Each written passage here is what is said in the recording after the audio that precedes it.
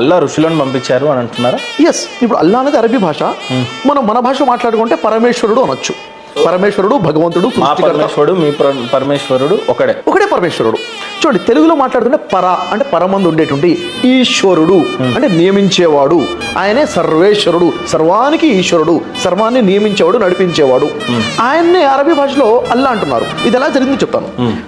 అల్లా అన్న పదం ఎవరు పెట్టారో అని అడిగారు మీరు. అల్లా అన్న పదం ఎవరు పెట్టారు?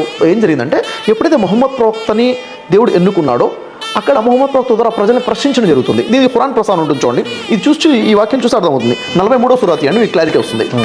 43వ సూరాలో, ఎందుకంటే మనం ఏదైతే మాట్లాడుతున్నామో దానికి ఒక ప్రూఫ్ అనేది ఒకటి కనపడాలి క్లియర్గా.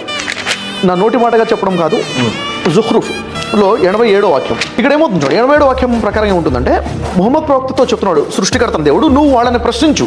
ఎవరు ప్రశ్నించాలి? 87వ వాక్యం.